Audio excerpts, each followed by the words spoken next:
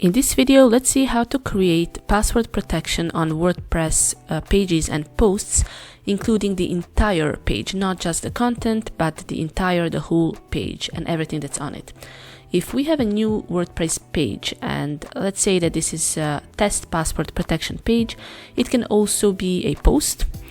And if you go to the page settings and in status, you can see that you have this password protection field. This is a native built-in WordPress feature, so you do not need any special plugin or any extra functionality. This is already built in WordPress pages and posts.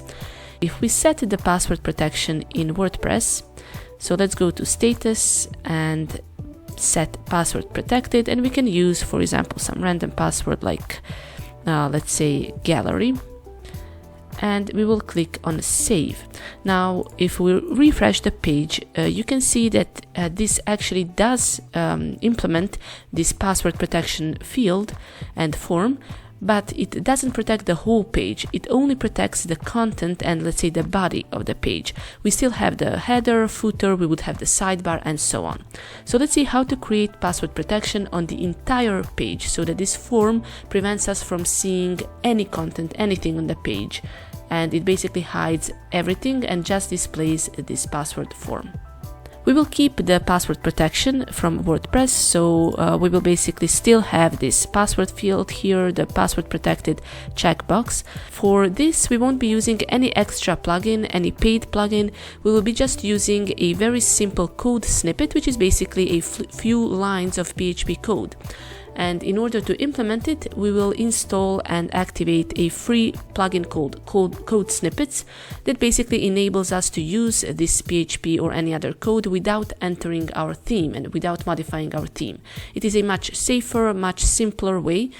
So if you go to your dashboard, plugins, add new plugin, and just in the plugin directory, you can type Code Snippets or Code Snippet, and you will find this Code Snippets plugin by Code Snippets Pro. That's the one that I'm using. You can choose another one. It is completely free and very lightweight to use, and I use it on all of my websites. So now once you've installed it and activated it, you want to create a new snippet. So go to Snippets and add new, and you can call your snippet whatever you want. For example, I will call mine password protection. And what you want to do here is simply copy and paste the snippet that I will provide below on my website. So you can just paste it here. You do not have to modify it at all. You can choose only run on site front end, and then you go and click on activate. This will activate the snippet. And now if we go back to our page and refresh it, let's see what this does. Now you can see that it hides everything on the page, so we don't see the header, the footer, and so on, which is very useful if you have some very sensitive data or you don't want to hide just the content of the page or the post. And this works for both pages and posts, but it hides everything on the page. Now you can modify this message here, you can modify this field, the button, and so on. And in order to do that, you can go ahead and create a new snippet. So we will add new here, and now I can call this one, for example, change text password. I have a typo here, and then I want to copy and paste the snippet again that I will provide in the description of the video. And here basically we've changed this text, so you have this content is password protected. To view it, please enter your password below. And we can modify it to say, for example, this, please enter your password below to view this page, or you can modify it to anything you want. You just have to change this text here within the quotation marks. And you can also change, for example, the label of this button that says enter. And here we want to have, for example, button that says submit. So you would just change this submit here and here, and you would change the message in this line. Once you're done, you can also run it on site front end and activate it. So snippet is created and activated, and if we refresh our page, you can now see that basically it changed the message and it changed this submit button.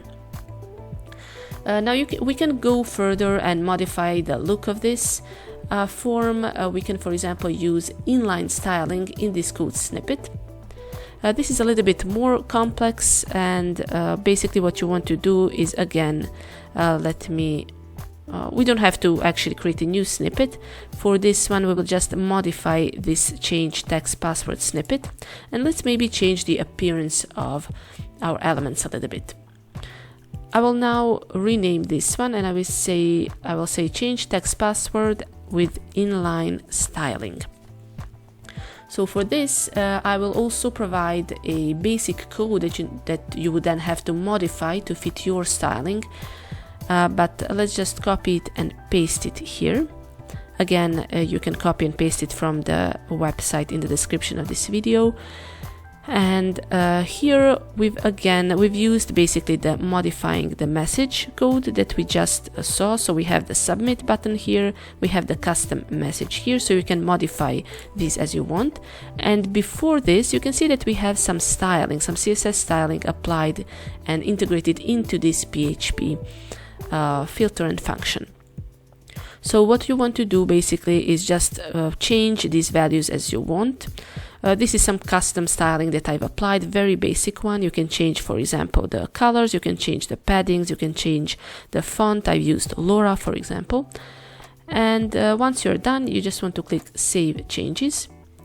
And if you refresh the page, you can now see that you have a little bit more styled and formatted appearance that you can modify however you want from this code snippet.